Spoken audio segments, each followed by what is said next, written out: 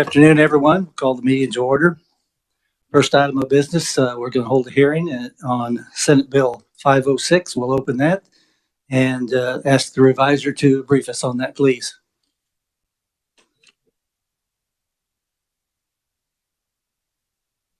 Yes, thank you, Mr. Chairman. Good afternoon, committee. Senate Bill 506 would provide for the Kansas Down Syndrome Awareness License Plate. Pretty, I guess, what I would call standard distinctive license plate. Upon proper registration, payment of license fees, a person could be issued one of these license plates. Additionally, the person would have to pay an annual logo use authorization fee, either to the county treasurer or to the organization itself. That fee is set between $25 and $100 by the sponsoring organization in this case, which is the North Central Kansas Down Syndrome Society. The provisions of 8-1,141 would apply. The mainly being the organization needs an initial issuance of 250 license plates, plus payment of the initial design costs up to $5,000. And then the royalty payments that are made would be credited to a newly established fund for the North Central Kansas Down Syndrome Society pursuant to KSA 8-1,141. With that, I'd be happy to answer any questions. Are there any questions? Seeing none, thank you. First proponent we have is Senator Elaine Bowers. Welcome to the committee. Good afternoon, Mr. Chairman, and I'm on the Senate Transportation Committee, so do exactly what you do over here, just a smaller group. So I'm very happy to be here, and I'm standing in for Sheila Toman, who testified in the Senate Transportation Committee on this bill, but I do have her testimony for you. We'll refer to it a little bit too, but thank you for allowing me to testify on the Down syndrome bill. And by the way, Sheila is our county clerk. She may be WebExing in to listen to us, but she also had meetings through the day, so she'll watch us. She'll watch what we did, record it afterwards, but she may be with us watching this at that. So I want to let you know she's busy doing county clerk work back in Cloud County, where I'm from. So this is our North Central Down Syndrome Society, as a bill was requested. And NCKDS, the initials, will be the host agency to financially support the tag. And as you can see in Sheila's testimony, when you read through it, they're well on their way to their 250 tags already. I wanted to note some agencies supporting individuals with Down syndrome across Kansas, and probably a lot in your communities too.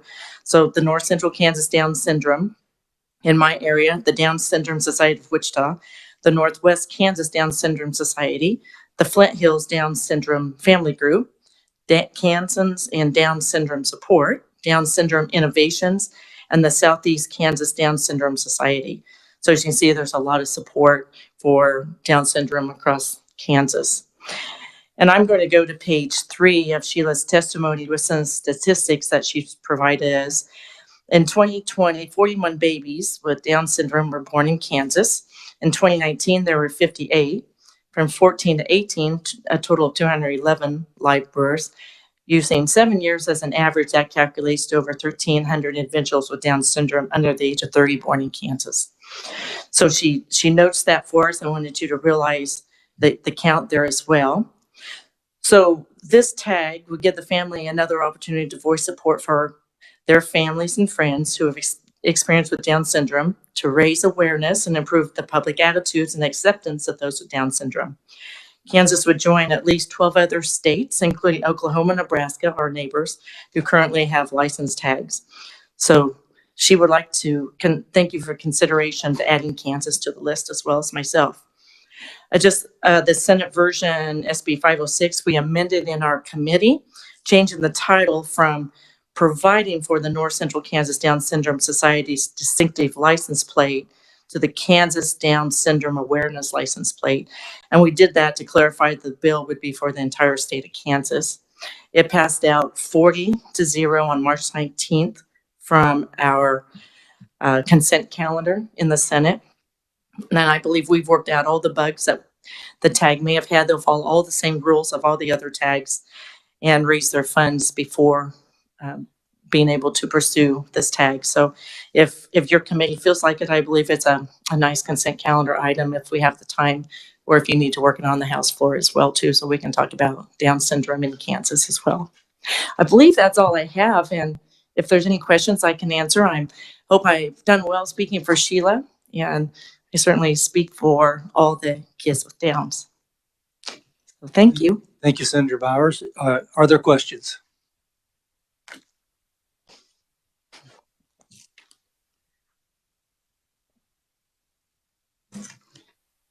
Representative Weigel. Hello. Thank you. Do we know what the plates are going to look like? Actually, very nice question. I didn't even cover that. They haven't had their design yet, but they're working on that with the entire group. So we haven't seen that design. I'm sorry for being late and sorry I missed your presentation. So thank you very much. We just, we heard the other day and worked the Kansas wildlife bills, and I was very happy to see the different types of designs that they were potentially lining out. So I do appreciate seeing a picture too, but they're still working on that. So thank you. Representative Ballard. Hi, Miss Barbara. Yes. No way I'd let you come to say something. Let me look at this. I do have a legitimate question. Mhm. Kansas would join at least 12 other states, including Oklahoma and Nebraska. Yes. Now, is that financially you're sharing, or you're just part of the states that are doing this? In Sheila's research, she discovered at least 12 other states had that, and she would like to be the 13th, this group. So just noting the other states already have this tag.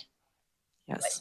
But it doesn't mean that, I don't want to say it's the same design in every state or anything like that. No, I don't believe so. And I think they'll be very choosy on how they do the Kansas design too. So no, not a national wide effort. This will be the Kansas effort, Kansas tag. I'm glad you're filling in for her. Thank you. Oh, thank you. I wish she was here with you. All right, thank you. Representative Delperdang. Thank you, Mr. Chairman. Always good to see you here. So I'm just curious, are you involved with the Down Syndrome Society or? I participate at home, and I think is a worthy cause to donate to. So we've done this through the years. And actually, Sheila's been one of my friends for probably 3 decades. She was a college student, came to Cloud County Community College, got to get a plug into my college, and I hired her as a college student in one of my businesses. So we've known each other for a long time. And she has very moving testimony. If you read through that, I think would be wishing she was here talking to you. Yeah, it's a wonderful, wonderful project. I'm kind of sad that we haven't thought of this sooner to do, but we'll just join the many other tags that we have in Kansas that we see on our treasurer's wall. Thank you for. Yes, thank you. Second question, if I may, to the reviser. I just wanted to verify you'd covered 8-1, 141 in your opening part there, but on the bill here, line 678, it talks about any owner leasee who is a resident of Kansas. We kind of got caught up in this before, but I wanted to make sure that under that other statute, that armed forces who are active duty do qualify as a resident for this tag.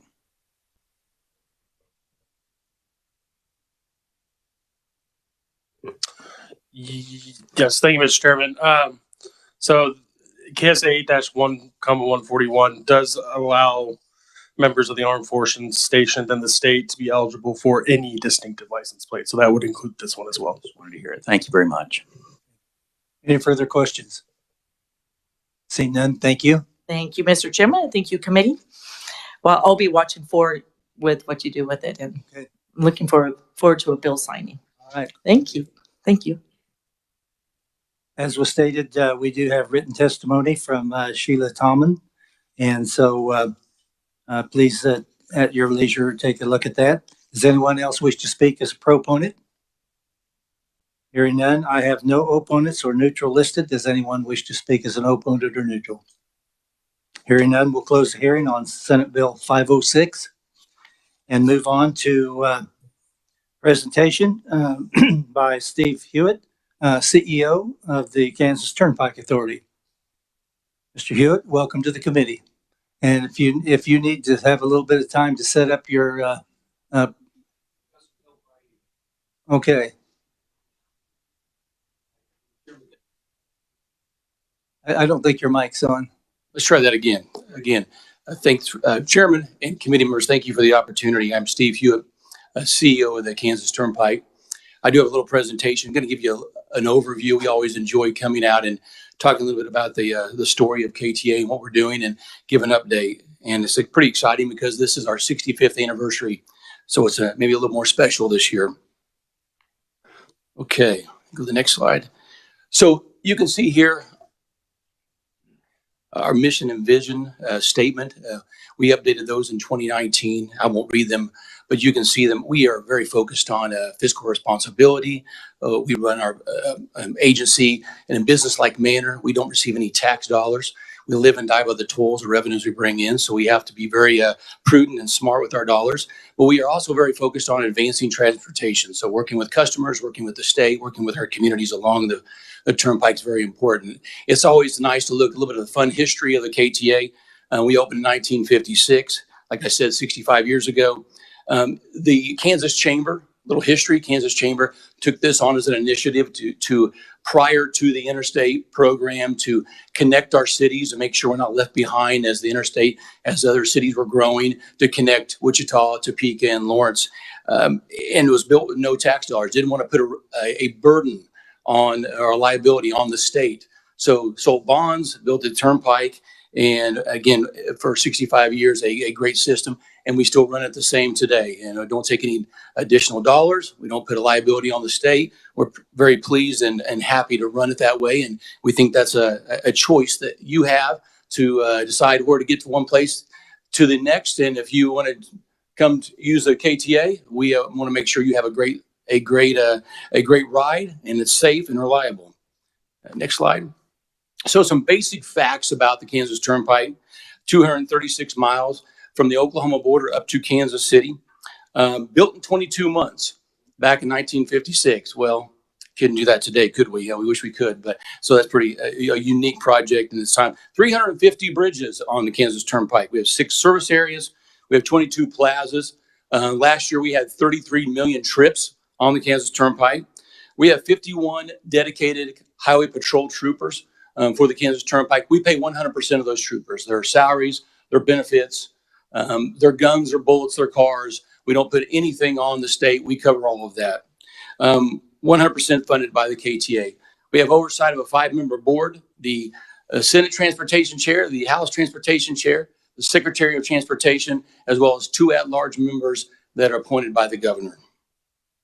And we do have a formalized partnership with the DOT, and which we are separate agencies, but we do work together. We communicate and work closely with the secretary and her staff on many projects. And we can talk about a couple of those projects coming up. Go to the next slide. So we always like to show this. Obviously, we're coming out of the pandemic. The pandemic had a big effect on the Kansas Turnpike. As you can see here, back in 2020, in April, we saw the big dip like everybody else did. Everybody stopped traveling for a while. The shutdown happened and we lost 65% of our traffic. We currently are operating about 5% less than pre-pandemic. And our low point, as I said, was in April of 2020. But the positive sign here, though, is commercial traffic has been up. Commercial traffic has been positive. I thought by now it may flatten out, but it's still remained positive over the last couple of years, really. And I think we need our stuff. We order our things. We need to get our stuff. And I think commercial traffic has been a positive sign for us, obviously. We also, during the pandemic, we made a commitment to our projects. We kept our folks. We kept our people. We didn't lay anybody off. And we made sure to get our projects completed. And we made sure that our customers knew those projects would be completed. And go to the next slide. So obviously traffic does affect revenue. Obviously that's what we live by here at the Kansas Turnpike.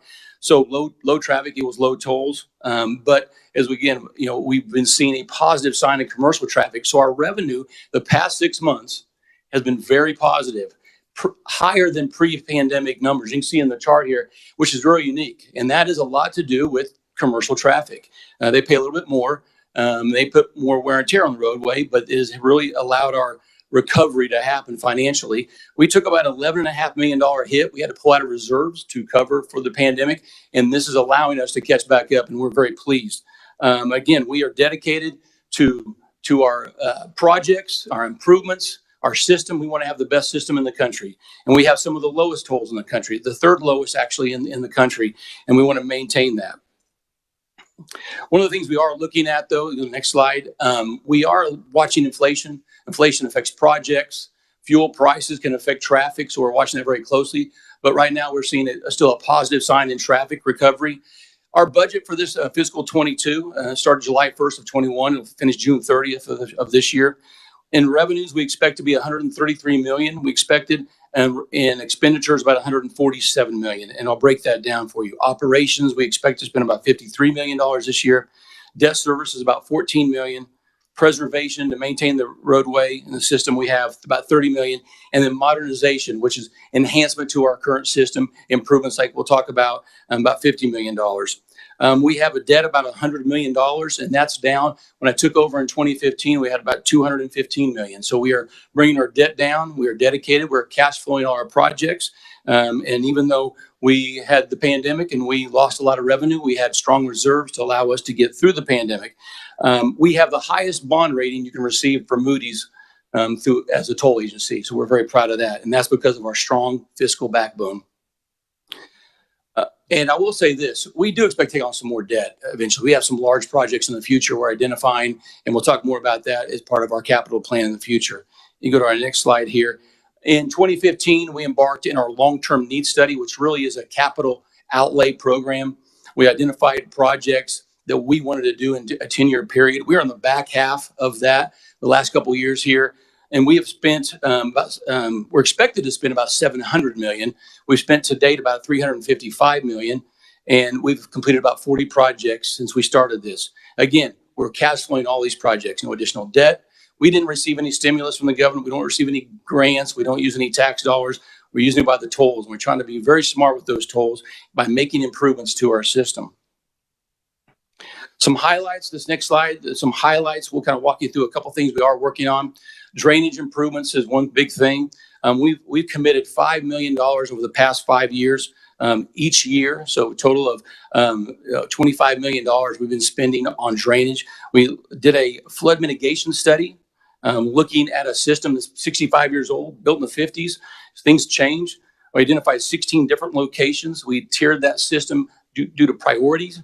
And we have been tackling those locations and making drainage improvements. That's a safety issue. Obviously, you want to drive the roadway. You don't want to worry about water being on the road. So we have made some changes and improvements. We're very pleased with that.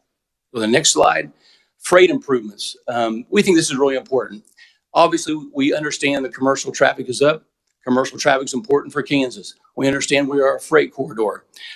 We understand that's important to the Kansas economy. If freight can get to one place or another in a smooth manner. So 15% of our traffic is commercial traffic, but it's about 40% of our revenue. So we understand it's very important to our revenue as well.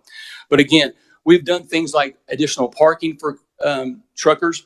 We're raising our bridges.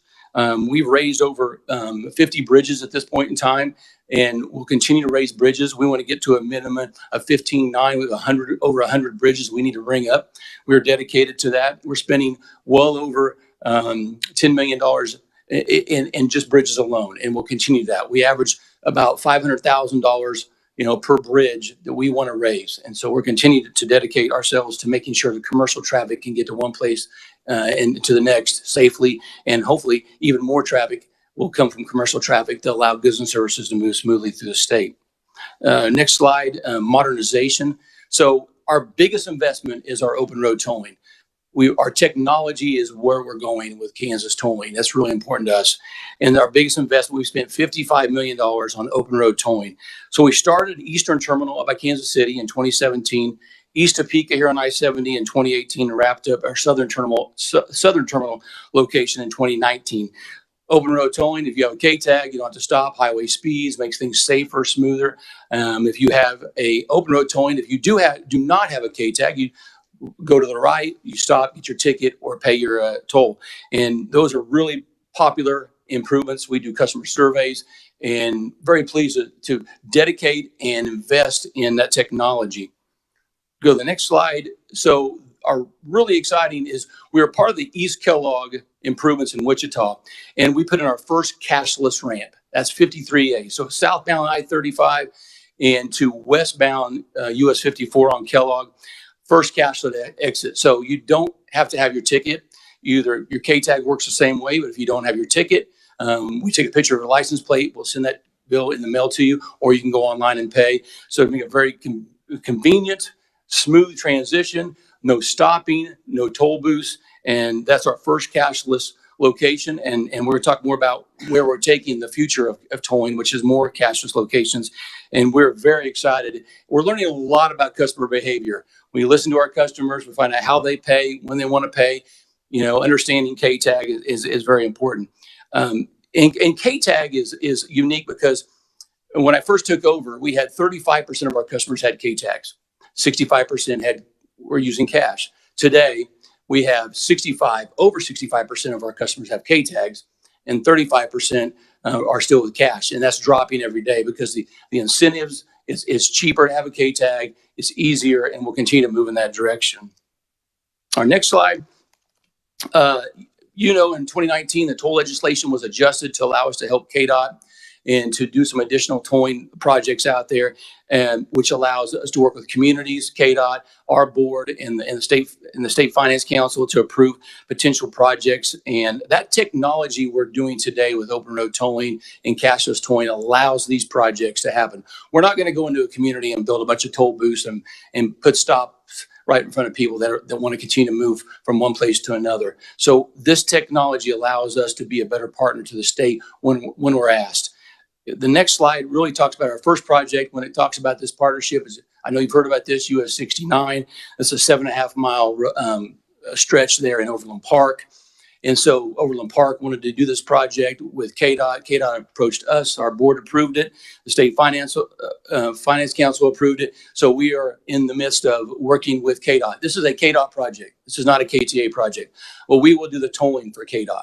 And so our electronic tolling efforts make this easy. So this is a congestion additional lane. So they'll add the congestion lane, managed lane is what we call it. And the pricing will change based on the congestion to help alleviate the issues there, which is the busiest 4-lane in the state. So we are excited to be a part of that project. Again, it's not a KTA project, but we can help KDOT and help Overland Park. And I think this could be an opportunity for additional projects in the future fast. The next slide, it talks a little bit about our economic impact. So we understand we're a freight corridor. We understand we produce jobs. So we did a study in 2019 to talk about what is the economic impact that KTA brings to the state of Kansas. So as you can see here, nearly 1,400 jobs are produced, created because of KTA. We put at least $236 million into the economy each year, and that can roll over, as you know, a couple different times. 12% of the economy goes through KTA. And that's because we understand where we're at and what we are. Being 35 to I-70, it's a freight corridor where people want to go, tourism, people want to travel. That's really important. I think the key thing here also is that 50% of our traffic comes from out of state. So a lot of people from other states are funding the KTA, which is nice because we don't use tax dollars, like I said, and I can't say that enough because you don't have to worry about it. We're not asking for money ever. We're allowing those folks from out of state to help pay for that. I think that's a really key thing. We're pretty proud of the fact, and we understand the responsibility we have to make sure our system is good and quality, and we're listening to customers. And I mentioned that 65% of our folks have K-tags. Commercial customers, that's nearly 80%. Commercial customers really don't want anything in their way. They understand they can save money, save time, and they're trying to get those goods to the locations that are required. Next slide. We did a strategic plan. Obviously, we have a long-term needs study, which talks about our capital improvement. Really, what is our strategic plan? So in 2019, we adopted a strategic plan that really talked about modernizing the Kansas Turnpike. And really, that is our cashless tolling. We need to pull our booths out, make customers have a more convenient way of getting one place to the next. It also will help keep our tolls down. It drives our costs internally down. We make it better for customers. It's safer, more convenient, and it keeps the cost down. And we obviously want to be a very affordable turnpike. We have, like I said, some of the lowest tolls in the country, third lowest for if you have a K-tag in the country. And we want to continue to have that affordable system. It is a choice. It's a premium. You have a choice. You do not have to go on the Kansas Turnpike.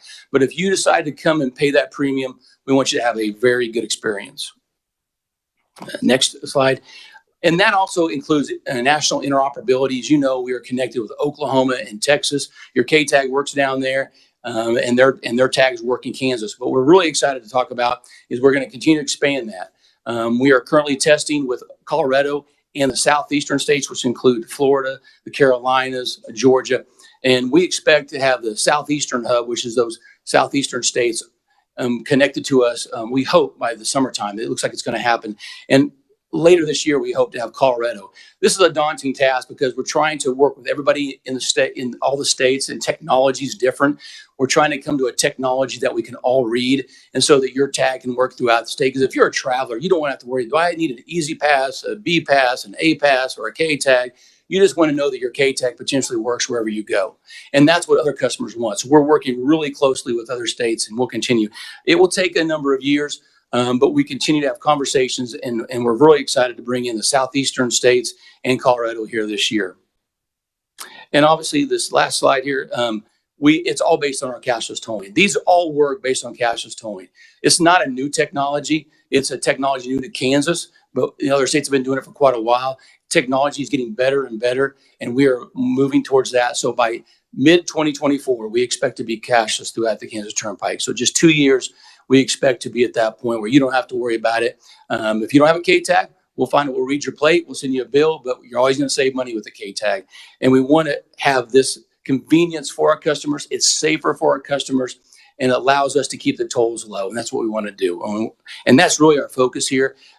We have our staff working on a lot of projects, making improvements, but our main goal here is to make it better for our customers. I ran through that really quick, and I did that on purpose so that you have time for questions. So just to summarize, though, we're extremely proud of our operations and what we're doing, excited to work with the state, and we're modernizing our system. We are customer-based. We want to take care of our customers, and that's important to us. Again, fiscally strong without using any tax dollars. We understand we have public dollars, and we want to be smart with those dollars, but we're not forced to take tax dollars or living by those tolls, and that's important. And again, I appreciate your time, committee and Mr. Chairman, and I will stand for questions if there's any, and when the appropriate time is. Representative Hoheisel. Thank you, Mr. Chair, and thank you for being here today in that presentation. You talked about the I-30 or the Turnpike exit onto westbound Kellogg. That's the exit I take home when I drive back to Wichita every week. What is the rate of, I guess, violators who do not pay the toll on that when they exit? Our violators are about 5%. And we use a lot of different methods to try to go after them. We have collections.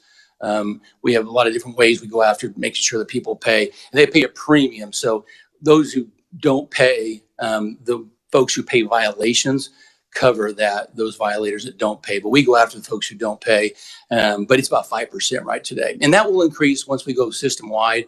But right now, for those ORT as well as that location system-wide, about 5%. There is no criminal penalty for? No, it's just additional toll fines on top of what they owe. We have some tools in the toolbox. We can hold registrations. We can do some different things. Right now, we're using collections, and those who are habitual violators, we have some other opportunities to potentially look at. We could do a civil lawsuit, hold wages, and those kind of things. We're trying every way we can to get folks to pay. How do you handle rental cars?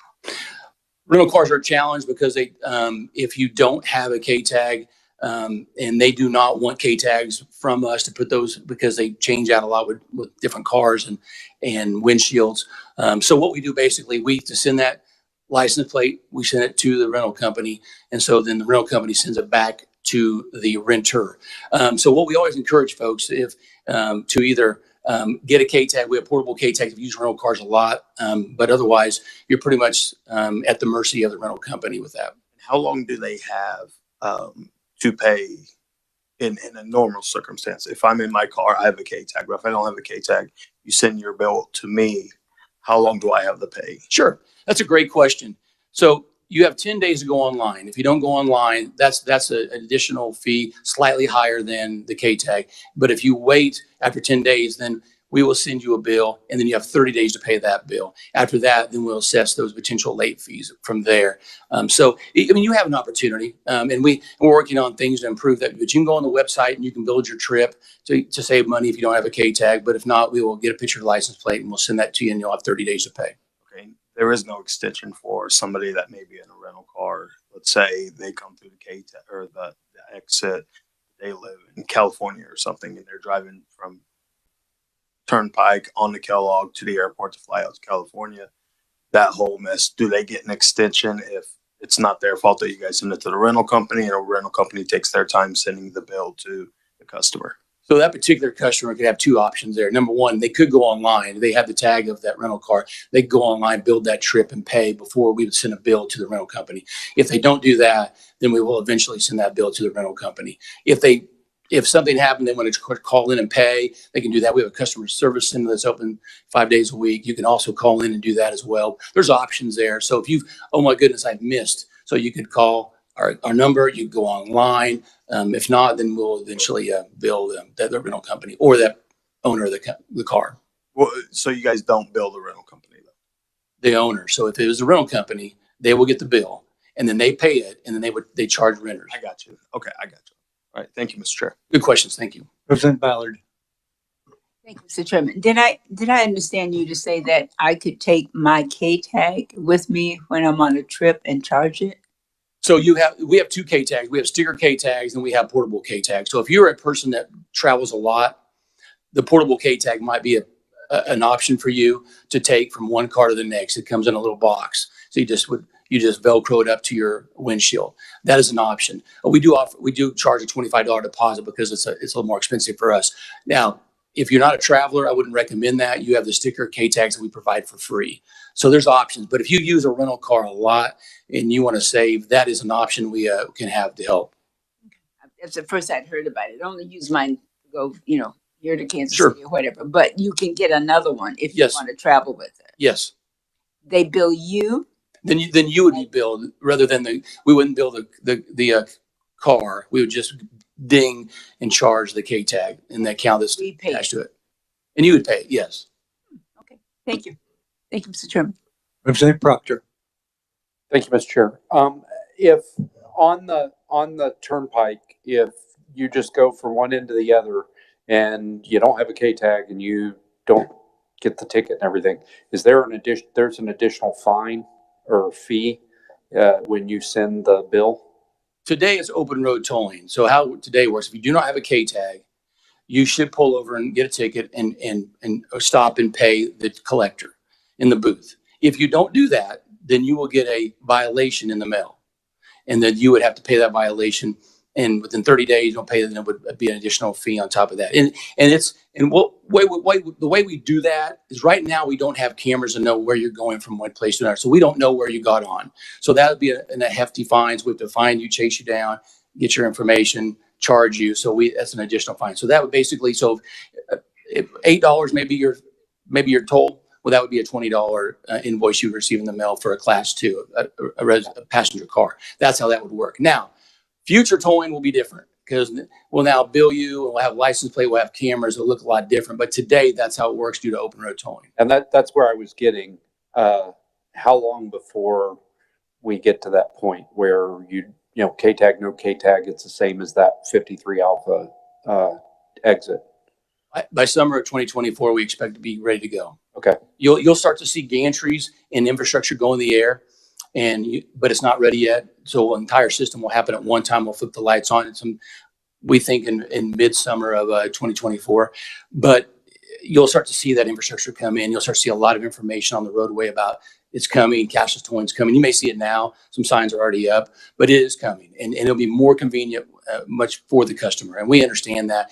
Right now, you've got to be that K-tag customer. That K-tag customer can be a little bit costly in the pocketbook. This will help all customers once we get to that point. And I know they have an issue because I've gotten a lot of calls and stuff from constituents. I know in Colorado they have an issue where they don't like specialized tags, give them fits, right? If I've got a veterans tag and the number's the same as a K-State tag, I might get a bill from Colorado for somebody else. Are we going to learn any lessons from them? Is there any updates in technology so that we're not sending bills all over the country to people who didn't deserve them? I want to answer that in two ways. Number one, if you do run into that when your constituents, please have them contact KTA, because we can help that a lot, because we do, they don't understand. They don't have the system that says, well, maybe it comes an antique, right? Well, it's not an antique. It could be a military, it could be something else kind of tag. And so and it may not be them, it could be somebody totally different. So my antique 1955 Chevy wasn't in Colorado. So call us, we can help work with Colorado to alleviate that. Number two, it all comes down to cameras, and we'll have the best technology that we can get out there. And it's just reviewing that technology. And our staff is unique, so we understand what those tags are. If we get a good look at that tag and we understand it's a bronze winner or a military or an antique or a KU, whatever it might be, right? We have that. Our folks look at that, and then they'll know exactly attach it to that car, and it makes sense. So, hey, it's a Chevy with that tag. So we'll send a bill to that because it makes a lot of sense. And so, yeah, the technology is a lot better for us to do that. State to state, some challenges. And again, if you run into those issues, please send them our way. We want to help them. And we helped a number of folks out. But it should be pretty smooth. I won't tell you there won't be challenges.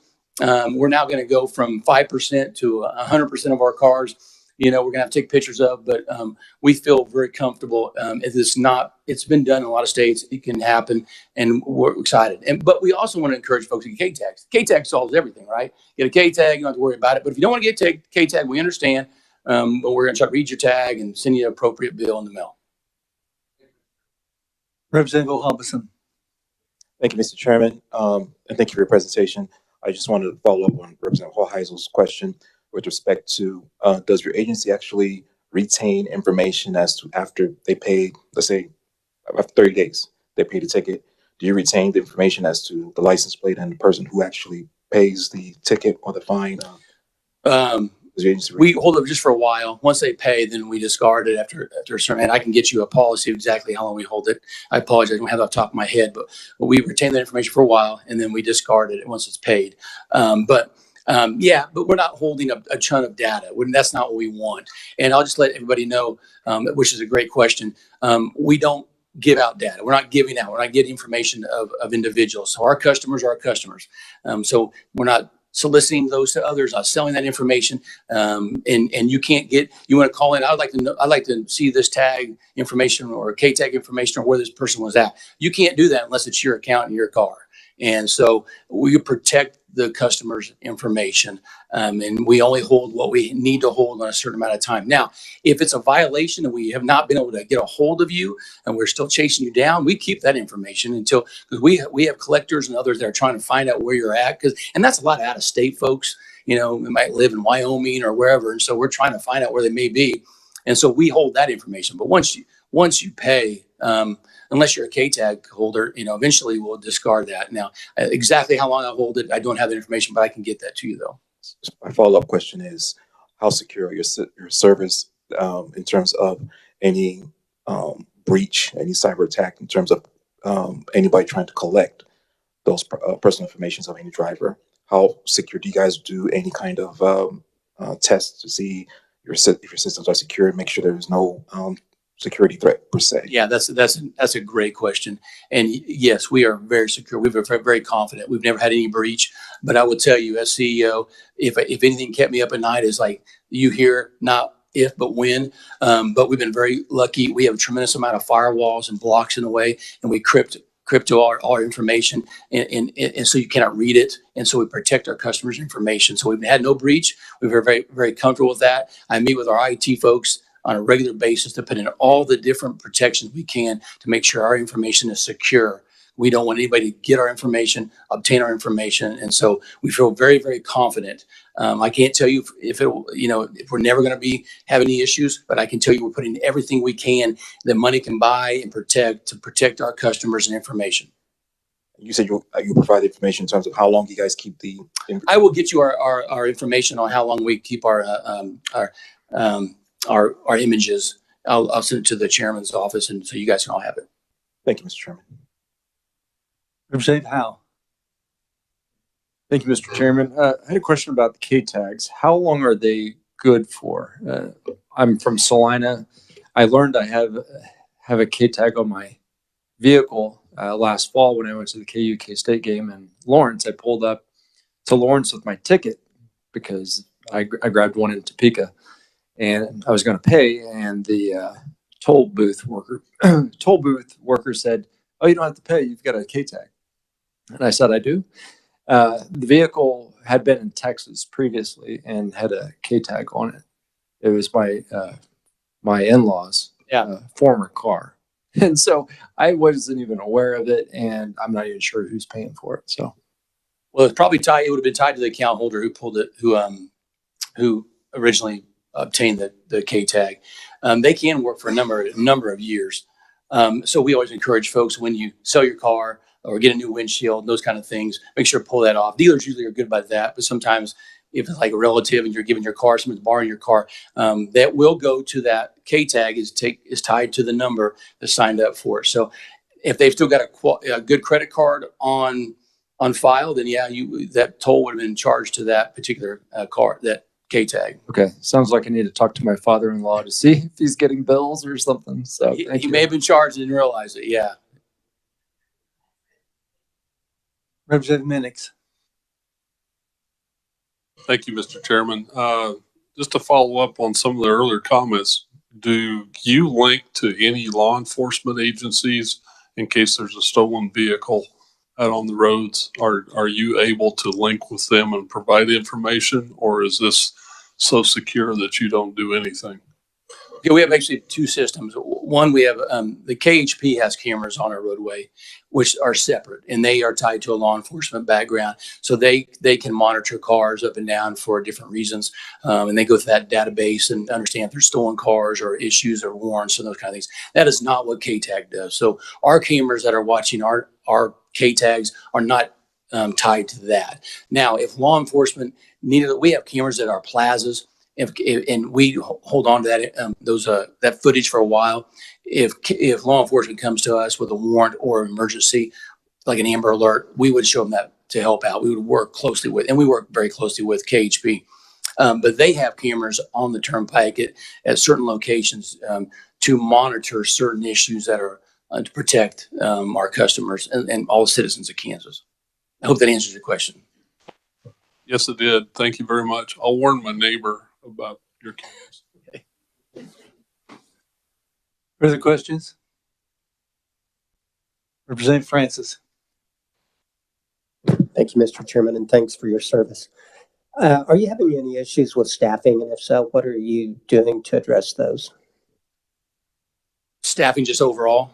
Yeah. So that is an interesting question. And I think we're like everybody else right now. It's unique. When I first got the KTA, it was a really unique opportunity if we had an opening. Now we have a number of openings, and it's just the nature of, I think, the economy right now. So I've got a number of openings, more than I've had in a long time. And so we've had to take a hard look at what we pay on salaries. And there's a lot of it in our maintenance locations, very competitive. So you're seeing some large, in construction companies, even municipalities and counties throw some big money, big as once had. So we definitely are prepared and adjusting our salary to hopefully to do that. Sorry if you. Yes. And are your benefit package, your employees, they're kind of quasi government, they have capers and state insurances, is that correct? And do your benefit packages align with the states, or is there a little difference as far as the subsidy from the Turnpike? Yeah, that's a great question. So we are being quasi-government created by the legislature. We are CAPER employees. So we're in part of the CAPER's retirement system. However, though, we are a self-funded health insurance and we have our own benefits in-house. So those are separate. So I don't really know what the health plan is for the state. I just know what our plan is, which is a self-funded plan. And we have consultants, and we do market research, and we try to be very competitive. And that's one of our keys to retain folks is looking at salaries, looking at benefits. I think everybody's doing that right now, obviously, and the world's changing a little bit. But yeah, we're separate from those end, but capers we are under. Representative Jacobs.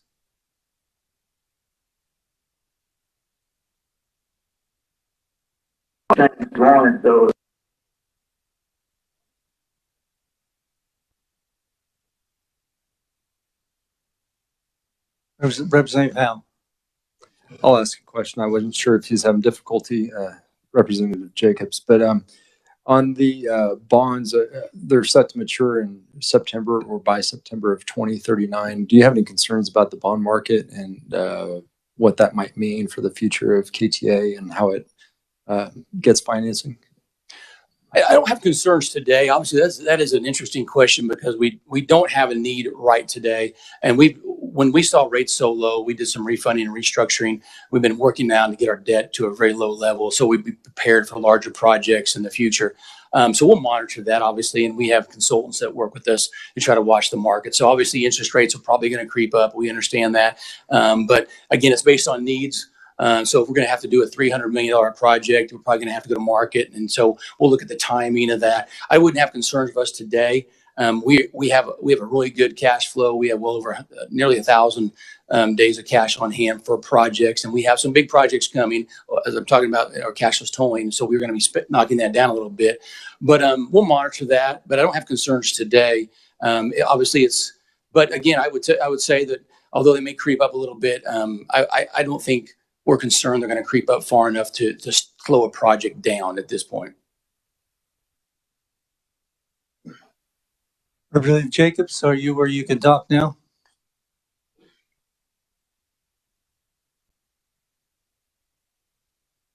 Hearing none, we'll move on at this point to Representative Delperdang. Thank you, Mr. Chair. I've got a couple of questions here. One of the slides you show where it was labeled projected fiscal year 22 revenues versus expenditures. It's got a $14 million deficit. Is that, you talked some about it, but is that turning around? Is it to be a concern moving forward at all? Or yeah, we expected to be a deficit for a couple of years because of our project. So what we did, we built our reserves up, dropped our debt load down, put a lot of money in the bank, as I talked about. We have a lot of cash on hand, and we're going to cash flow some big projects. So we expect our cashless tolling is an $85 million project over the next couple of years. So we know we're going to spend that. That's going to come from reserves. So it looks like a deficit, and it is a deficit overall. I will say if things continue the next 6 months, like we saw the first 6 months in our fiscal year, we expect potentially to be closer to $140 million in revenue. But nevertheless, we did expect to dip into reserves to fund those projects. About a month ago in this committee, we heard a bill concerning carrying hazmat materials. At the time they were talking about nuclear waste and stuff across the state, trying to put extra fees on it. So at this time, does the Turnpike charge any extra for specific type of hazmat materials going across? I'm going to lean over to my engineer and ask him. David Jacob, no, so we follow the standard KDOT fee structure. Yeah, so no additional fees that we charge. We just follow the KDOT. So they will contact and they will get their fees, their permits, so they can drive through Kansas. Okay. Mile marker 116, that's where a lot of the deaths and issues were. Since that's been regraded, or has there been anything of issue there since? No, in fact, that was one of our first locations we talked about when we talked about enhancing our drainage issues. So we put warning lights, larger culvert boxes, did some grading, and we've had no issues since that time. Now, listen, Mother Nature can do what Mother Nature does, and we can't control the kind of flood we could potentially have. But we feel very confident. We went from handling a 50-year flood to 500-year flood. I mean, we are prepared now for that. Now, again, it's the Flint Hills, and it's a unique location, but we put a lot of money in that location to solve that issue. Very good. And then with a person that's got a regular, I'm going to call it a non-commercial K-tag for the vehicles, but a pickup. But so you hook on a trailer and you're towing a couple extra axles. Does the system pick that up as you hit the toll gates, or how does that work? Yeah, so everybody gets a standard K-tag, and how we do that is based on classes, based on your axles. And so you go over our treadles, which is when you drive over our pavement, we pick up how many axles you have, and that's how we bill you. So if it's 2, it was your passenger, 3, 4, 5, a commercial. So that your toll will be based on that information that we read from that. Okay. The other kind of personal question, I've got what I'm going to call the old style K tag. It's a portable one. Take the vehicle. Do they require over time any kind of maintenance? Is there batteries in them or anything, or it seems to still work after all these years? But there's a life to everything. I'll say that there's a life to everything. Now, how long, I don't know. You know how long you've had it? The number of years? Long time. So, it's what we always suggest for folks that even though you have a K tag, a lot of things can happen. You can have a broken windshield, not realize what happened, or forget my portable. So we always like to tie it to a license plate. So if you have not done that, we recommend that. That way, if it goes through and we didn't read it, we see your license plate, we know who it is, and we can contact you and let you know, hey, we can still get your toll paid without the additional fines, but then the additional toll, I should say. But otherwise, you can just go until it goes bad. Or you can request another one and have you with that same one. Again, there's a $25 deposit, but otherwise the other ones are free. So it's just really up to you, but they do last a long time. So there's no batteries in them or anything like that? No, it's not a battery type of mechanism. And then if I can just make a comment back to several talks over here about Colorado. I used to drive out there occasionally with a corporate vehicle, and I remember picking people up at the airport outside of Denver. It was the license plate reader on it. I would get there was a toll charge it would hit, but it would go to corporate. We're talking a big company here, and a month later it would trickle down my way. Well, before I could write it off, I'd need a receipt. So I'd try calling them out there.